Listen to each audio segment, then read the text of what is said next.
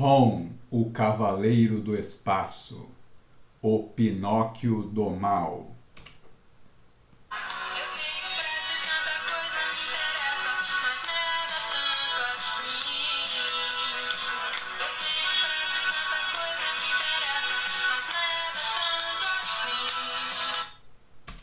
Episódio de hoje: Ron, o Cavaleiro do Espaço, o Pinóquio do Mal. Essa história foi publicada em 1983 nos Estados Unidos, na revista Ron Space Night, e ela é inédita no Brasil. Essa história não foi publicada aqui até hoje. Na capa a gente vê uma criatura bastante assustadora, né? E aí o subtítulo ali, né, Something Dire This Way Comes, né? Alguma coisa medonha, né, desse jeito vem.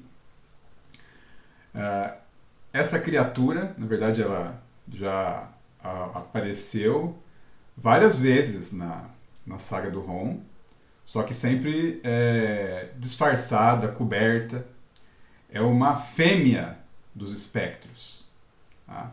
As fêmeas, geralmente, que são geralmente as feiticeiras por natureza, elas sempre aparecem encapuzadas, né, cobrindo o seu corpo, ocultando o seu corpo. Os machos, né, que têm uma aparência diferente, pele branca, eles já se revelam, né, desde do início.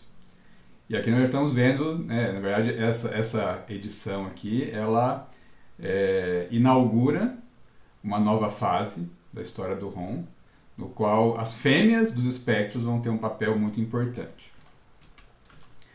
Então, na primeira página da história, né, nós temos num lugar parece meio pantanoso, com nevoeiro, um lugar meio assustador, cena de filme de terror, uma espectro fêmea caminhando.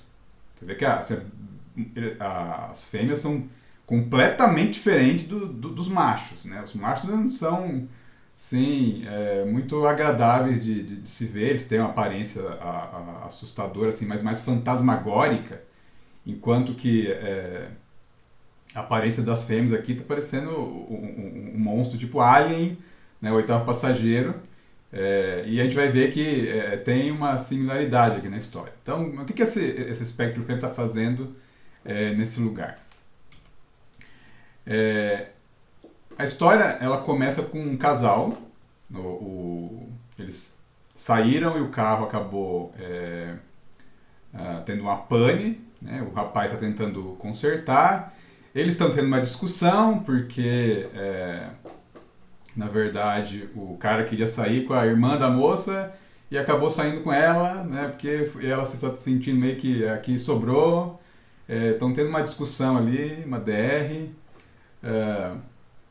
Mas não tem a menor ideia da encrenca que eles se meteram realmente. A espectro fêmea aparece, surpreende os dois. Ela inicialmente avança em direção à moça, que é a Mary Lou, né? O cara pega e fala para ela correr, mas ela está paralisada de medo ali, né? Não sabe o que fazer. Então ele ataca a espectro fêmea, mas aí ela acaba atacando ele de volta, né, facilmente ali. Ela crava a língua dela na testa do rapaz e começa a sugar, né, o que parece ser a essência dele. Né? Ele vai assim murchando praticamente. Né? O rapaz se chama Johnny, só para informar aqui, né? Então o Johnny, isso aqui é um negócio meio inédito, né? Os espectros geralmente, até o que a gente conhecia, inicialmente prendiam os humanos, né?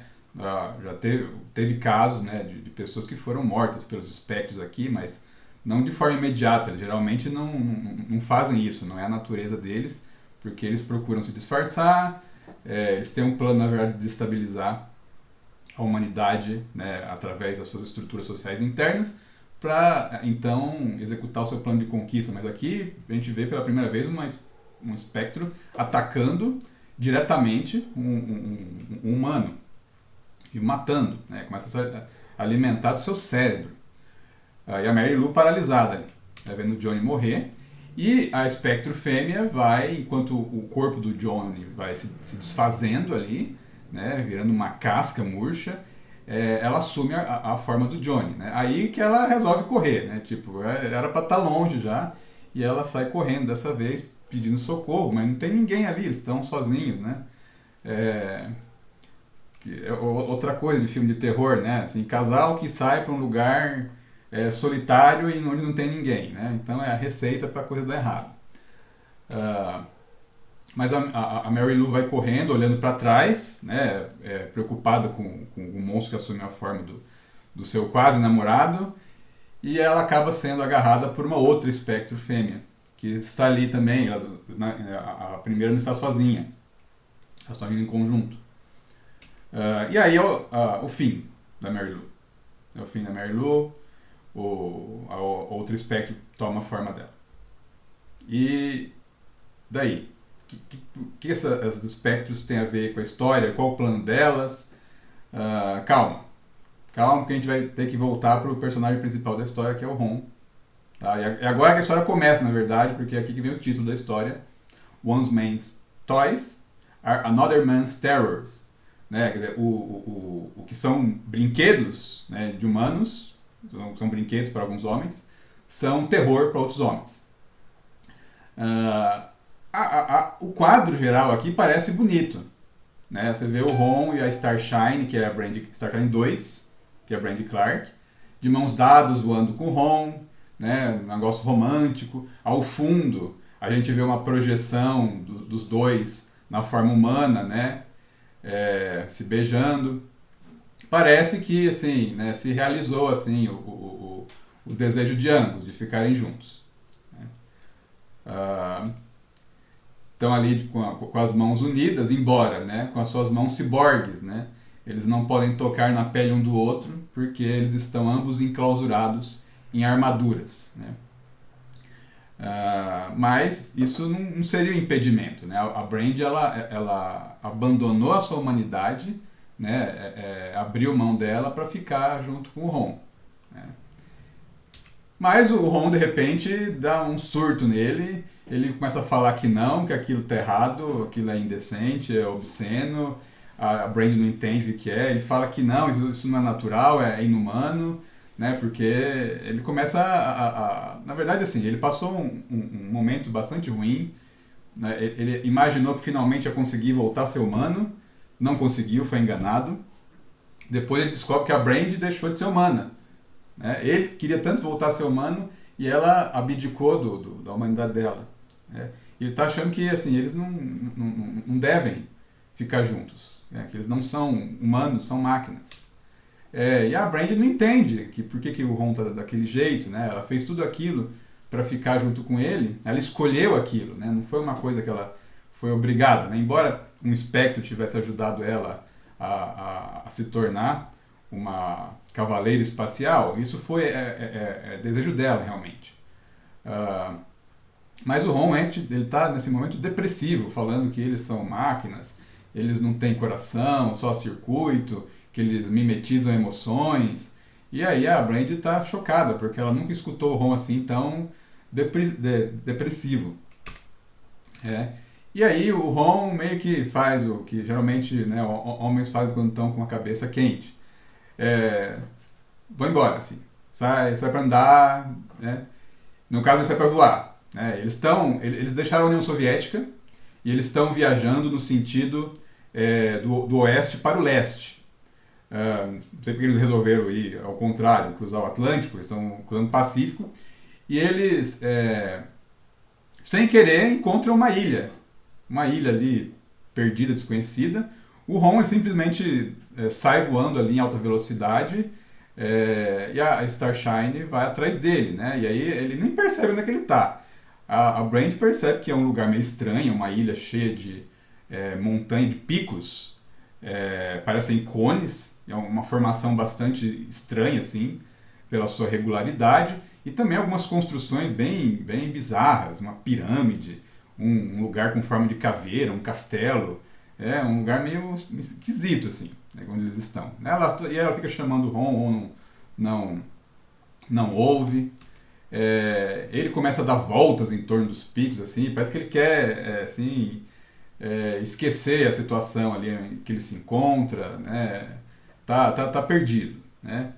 E enquanto isso, e ele não percebendo o que ele está. Enquanto isso, a Brand não, ela começa a olhar ao redor, ver a flora da região, que é bastante peculiar. E nem ela nem o Ron sabem que eles estão sendo observados. Observados por alguém que está usando um caleidoscópio para observá-los, né? O que não é uma coisa muito normal, né? E aí nós vemos um personagem que parece saindo de um desenho animado, a princípio, né, na forma de um garoto. Ele está vestido como um feiticeiro. Na verdade, a roupa do aprendiz de feiticeiro. Se você já viu o filme da Disney Fantasia, você já deve ter conhecido a animação na qual o Mickey interpreta esse personagem. O Aprendiz de Feiticeiro também é uma ópera, que é a história de um aprendiz, de um feiticeiro, que ele tem que fazer a faxina, mas ele resolve, na ausência de seu mestre, usar magia para animar as vassouras, os esfregões, os baldes, e acaba depois cochilando, sonhando que é um grande feiticeiro. Quando ele acorda, os materiais de limpeza eles estão inundando o castelo. E aí o seu mestre acaba chegando e resolvendo toda a bagunça. Esse personagem aqui, vestido como aprendiz de feiticeiro, né, ele está conversando com um esqueleto humano que está sentado em um trono de pedra, como se o esqueleto pudesse responder. Ele chama o esqueleto de chefe, né, avisa o seu chefe que há invasores na ilha. E pede para ele, né, uma orientação. Que obviamente o esqueleto não dá. Aí o personagem começa a falar com ele mesmo, né? E aí ele menciona que naquela ilha estiveram antes algumas outras pessoas conhecidas. O Shang-Chi, o mestre do Kung Fu, né, e a Lei Kung-Fu, que foi namorada do Shang-Chi. E ele fala, né, quem era aquele esqueleto. Né? O nome dele era Mordilo. E essa história, né, ela aconteceu realmente, ela foi publicada nas revistas do mestre do Kung Fu. E esse personagem, ele revela o seu nome, Brainock, e nós vemos que assim, ele tem uma capacidade de mudança, né, de visual bastante sobrenatural, né, porque rapidamente ele deixa a roupa dele de aprendiz de feiticeiro e está ali vestido como um policial, num visual meio policial do Exterminador do Futuro 2, né, que é o T-1000. Esse personagem aqui, então, ele parece assim emular, né, os personagens de animação, onde a lógica ela é a coisa que menos importa, né? Então as coisas acontecem sem menor explicação, né? Os personagens trocam de roupa assim de maneira instantânea e ele parece ser assim um personagem saído desse tipo de animação bizarra. Bem, o Mordilo, a qual o Brainock se refere, ele aparece pela primeira vez em 1975 na revista The Hands of Shang-Chi, né, Master of Kung Fu, número 33, a revista do mestre do Kung Fu, na qual o Shang-Chi enfrenta androides do Mordilo que foram enviados para atacá-lo e atacá-lo seu parceiro Clive Reston, do MI6.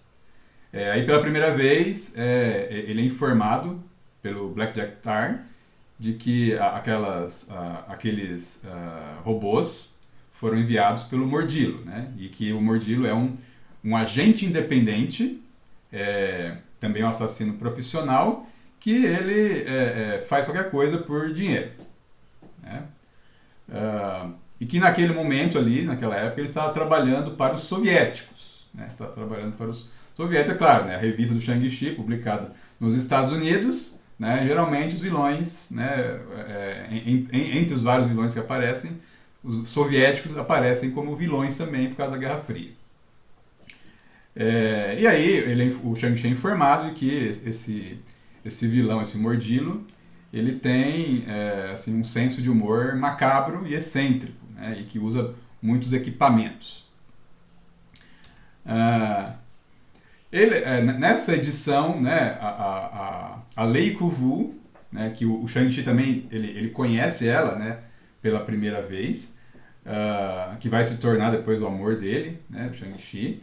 Ela está namorando um cara, né, chamado Simon Bradner, e ela não sabe que o Simon Bradner é o Mordilo, né, e ela acaba descobrindo isso da pior maneira quando ele a sequestra. Na verdade, o Mordilo ele se envolveu com a Leiko para conseguir segredos do MI6, que ela era uma agente secreta do MI6, e só que ela acabou descobrindo quem ele era, ela se recusou a fornecer as informações e ele a sequestrou. Aí na edição seguinte, número 34 da revista do Shang-Chi, Clive Reston, Blackjack Tar, né, eles vão atrás da Leiko, na ilha do Mordilo, e aí que aparece o Brainock.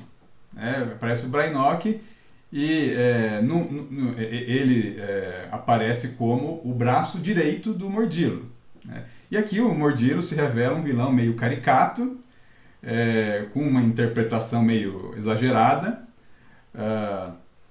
O Brainock, na verdade, ele é um robô, né? É um dos vários robôs criados pelo Mordilo, e que o serve fielmente, né? É o seu assistente, que está ali a qualquer momento para ajudar o seu mestre. E o Shang-Chi ele vai atrás da Leiko, né? Na verdade, né, o Clive Reston ele que está inicialmente mais interessado na Leiko, mas as coisas vão acabar mudando no meio do caminho. Porque na edição seguinte, né, é que finalmente eles encontram a Leiko aprisionada, né? O Mordilo, ele parece um vilão tipo do filme do James Bond, cheio dos apetrechos tecnológicos, com os planos megalomaníacos de dominação. Ele faz uma armadilha na qual ele prende o Clive Reston e o Shang-Chi, e ele prende também a Leiko Wu em um relógio de areia gigante, na qual a areia vai escorrendo lentamente, no final ela vai ficar soterrada e ela vai morrer sufocada, enquanto o Shang-Chi e o Clive assistem, né? E o Mordilo fica atirando neles com uma luva, que ele chama de luva da morte, de mão da morte, né? De maneira aleatória, né? Até com a ideia de em algum momento atingi-los. Mas o Shang-Chi se liberta, ele desarma o Mordilo e ele liberta a Leiko. Né? Depois, né, o Mordilo foge, o Shang-Chi vai atrás dele, derrota ele mais uma vez. O Mordilo ele criou um raio de calor bastante poderoso, e ele queria usar esse raio para ganhar dinheiro, né? Com uma ameaça, uma chantagem para ganhar dinheiro, mas o Shang-Chi derrota o Mordilo. E quando o Shang-Chi está para prender o Mordilo, ele resolve que ele prefere morrer do que se entregar, e ele acaba se jogando da sua nave em direção ao seu raio da morte. E aí é que ele é incinerado, né? O seu assistente fiel, o Brainock, ele vai correndo atrás do corpo do seu chefe lá, pensando que pode fazer alguma coisa, mas quando ele chega até lá, já não tem, só restou o esqueleto do Mordilo. Né? O Brainock fica ali, junto com o que restou do corpo do seu mestre, enquanto, né, o Shang-Chi, a Leiko, o Clive e o Blackjack vão embora. Né? Então aí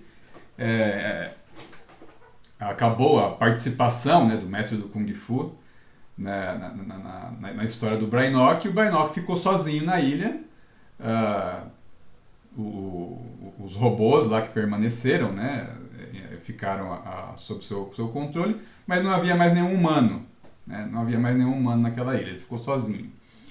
Ah, e aí, agora que aparece o Ron e a Starshine, ele resolve proteger a sua ilha como se precisasse fazer isso ainda, e tratando o esqueleto do seu mestre como se ele estivesse vivo. Ele decola numa nave em formato de libélula e vai atacar os dois cavaleiros espaciais. A Brand percebe que há um perigo ali e tenta avisar o Ron, mas o Ron, quando escuta, ele é atingido por várias naves no formato de libélulas. Ele é pego de surpresa, os raios são bastante letais e ele acaba caindo. Né? Acaba caindo e o Brainock, agora já vestido como um pintor, ele vai pintando no vidro da cabine, né, que ele já atingiu um alvo. Né? A Brand, né, Starshine 2, ela fica furiosa, não entende por que estão sendo atacados, eles não fizeram nada. Ela vai na direção das naves e começa a atacá-las com seus raios ópticos e vai destruindo uma a uma. Né? Até destruir a nave em que está o Brainock. Ele consegue se salvar com paraquedas e ainda consegue botar paraquedas no esqueleto do Mordilo. Né? A Brand, ela, embora, né, tenha ficado furiosa assim, ela ainda fica preocupada com os passageiros. Quando ela vê que eles estão caindo com paraquedas, ela fica mais tranquila. E ela vai atrás do Ron. Enquanto isso, o Ron, ele caiu numa parte da ilha, ele se ergue e ele vê uma espécie de soldadinhos de chumbo gigante saindo de uma bota gigante em direção a ele. E ele pensando que não, parecem ser só brinquedos, mas os brinquedos o atacam violentamente com raios. O Ron então reage com agressividade e ele decapita todos esses soldadinhos mecânicos com as suas próprias mãos. Né? E aí ele fica assim meio atônito diante daquela situação. Né? Ele falou, não, eu, um autômato alienígena, triunfei sobre autômatos da Terra. Né? Será que as futuras gerações vão cantar minha vitória ou vão rir? Enquanto isso, o Brainock ele está no meio da selva ali tentando arrastar o esqueleto do seu mestre, mas está difícil, até que ele resolve falar que ele não dá para ele continuar assim, né? Que ele fala ali que o mestre é literalmente um peso morto. Ele deixa o esqueleto ali em um canto. Ele já troca rapidamente de uma roupa de explorador para uniforme militar e diz que ele vai expulsar os inimigos, mas que ele vai retornar. Né? O Brainock aí se transforma, veste uma roupa de esportista, de corredor, e ele não percebe que ele acabou deixando o seu mestre, ou o que restou dele, né? Em um banco de areia movediça, que vai lentamente, né, tragando o esqueleto. Enquanto isso, a Starshine ela vai procurando o Ron, ela acaba encontrando um castelo, que era o castelo do Mordilo, no centro da ilha, e ela entra, né, para tentar ver se o Ron está lá. Na hora que ela chega, ela pousa no castelo, né, há um Humpty Dumpty, né, que se você já leu a história Alice no País dos Espelhos, você sabe quem é o Humpty Dumpty. É aquele ovo gigante que fica sentado no muro. Tem um Humpty Dumpty ali. E o Brainock, a gente não sabe como, né? Ele já chegou no castelo, está vestido de cozinheiro e empurra aquele ovo gigante para esmagar a Starshine. Mas o Ron chega e a salva. E aí ambos vão juntos atrás dessa criatura estranha que os está atacando, né? E aí o Ron fala, parece uma criança, né? Mas a Brand fala, mas será que é? Ele fica mudando de aparência o tempo todo, né? Agora é um bombeiro. E de repente aparece um boneco gigante sai de uma caixa para atacá-los. Né? A ilha é cheia de artefatos que parecem brinquedos, mas são todos mortais. E esse boneco na caixa dispara contra o Ron, né? O Ron protege a Brand. invoca o seu neutralizador e agora ele passa a atacar de maneira mais impiedosa. E ele vai atrás do Brainock, consegue agarrá-lo, né? E o Brainock está vestido agora como uma donzela, né? Com peruca. O Ron, né? Arranca a peruca dele e exige que ele se explique, né? O que ele quem ele é e por que ele está fazendo aquilo, né? O Ron percebe que ele não é humano, que ele é um autômato. E aí que o Brainock vai fazer o resumo da história que a gente já contou aqui, né? Que na verdade, ele conta a história de uma forma diferente, né? Porque, na verdade, o mestre dele sequestrou a Leiko, levou para a ilha, tentou matar a Leiko, tentou matar o Shang-Chi, tentou matar o Clive e queria matar mais gente ainda. Mas ele conta a história como se o Shang-Chi e os seus amigos viessem invadir a ilha e tivessem matado o seu mestre. Não foi isso que aconteceu, né? E aí, mesmo assim, a Brand fala, você nos atacou só porque outras pessoas no passado invadiram essa ilha, né? E o Ron fala que não acredita nas palavras do Brainock, porque o Ron conhece o Shang-Chi. Ele já conheceu o Shang-Chi na Inglaterra. E você pode conferir isso no episódio... Aliás, tem 2 episódios, né? O primeiro episódio, que é o mestre do Kung Fu, no qual o Shang-Chi ele enfrenta os espectros pela primeira vez, e o outro que é o Ron, né, e Shang-Chi lutando juntos, no qual os dois se encontram. E o Ron não acredita em nada que o Brainock fala, porque ele conheceu o Shang-Chi, sabe quem ele é um guerreiro nobre, que não faria aquilo. Então, ele fala que isso é uma loucura completa, ele está cansado daquela loucura e ele vai sair dali, porque ele não aguenta mais essa insanidade. E ele decola, e a Brand vai atrás dele, né? E o Brainock acha que ganhou a parada, porque finalmente os invasores eles foram embora, então ele venceu. E aí ele vai voltar atrás, ele vai em busca do seu mestre, né? Mas ele não encontra mais, porque o esqueleto já foi tragado pela areia movediça. E agora ele está definitivamente sozinho. Então é isso, né? Essa é uma história inédita do Ron, que acontece antes dele voltar, né, da União Soviética para os Estados Unidos, para Clairton. E se você quiser continuar acompanhando, você pode se inscrever, pode curtir, pode compartilhar. Até o próximo episódio.